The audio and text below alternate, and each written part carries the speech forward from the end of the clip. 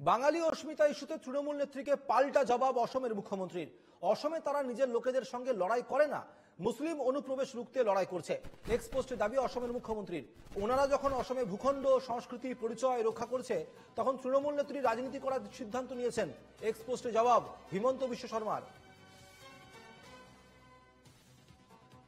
কি লিখছেন হিমন্ত বিশ্ব শর্মা? অসমে আমরা নিজের লোকেদের সঙ্গে লড়াই করি না, আমরা মুসলিম অনুপ্রবেশ রুখতে লড়াই করছি।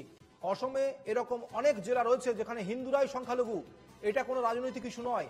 আমরা যখন নিজেদের ভূখণ্ড সংস্কৃতি পরিচয় রক্ষা করছি তখন আপনি রাজনীতি করার সিদ্ধান্ত নিয়েছেন। এক্সপোস্টে বাংলার মুখ্যমন্ত্রীকে জবাব হিমন্ত বিশ্ব শর্মার।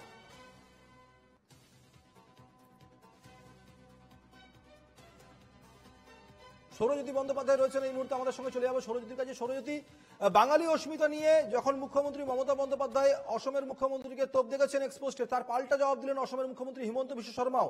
কিন্তু অন্যদিকে আমরা দেখেছি যে অসমেরও বিভিন্ন জায়গায়, বেশ কিছু জায়গায় এই মুহূর্তে কিন্তু উচ্ছেদ অভিযান চলছে এবং সেই উচ্ছেদ অভিযানে গত দুদিন আগে একটি গুলিকাণ্ডের ঘটনা ঘটেছে এবং সেখানে একজনের মৃত্যুও ঘটেছে। তারপরেও মুখ্যমন্ত্রীকে এই জবাব হিমন্ত বিশ্ব শর্মার।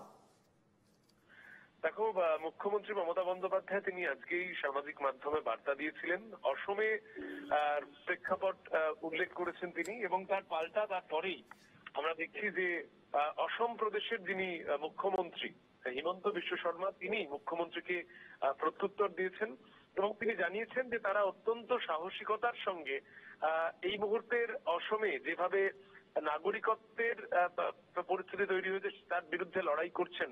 বিশেষ করে বাংলাদেশ থেকে যে ইনফিল্ট্রেশন হয়েছে, মুসলিম অনুপ্রবেশ হয়েছে, সেগুলি কিন্তু তারা অত্যন্ত সাহসিকতার সঙ্গে খুঁজে বের করছেন এবং ব্যবস্থা নিচ্ছেন। এবং এই মুহূর্তে একাধিক জায়গা রয়েছে, বিভিন্ন জেলা রয়েছে যেখানে হিন্দুরা মেজরিটি জায়গায় নেই, মাইনরিটিতে পরিণত হয়েছে। তবে শুধুমাত্র তিনি রাজনৈতিক ভাবে আক্রমণ করেই ক্ষান্ত হননি।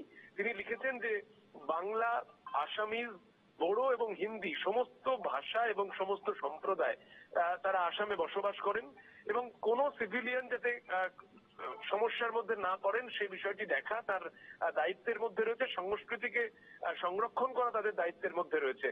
ভোট ব্যাংকের স্বার্থেই মমতা বন্দ্যোপাধ্যায় এই ধরনের অভিযোগ তুলছেন, তার কোন রকম সারবত্তা নেই, এই বক্তব্য কিন্তু তুলে ধরেছেন আসামের মুখ্যমন্ত্রী।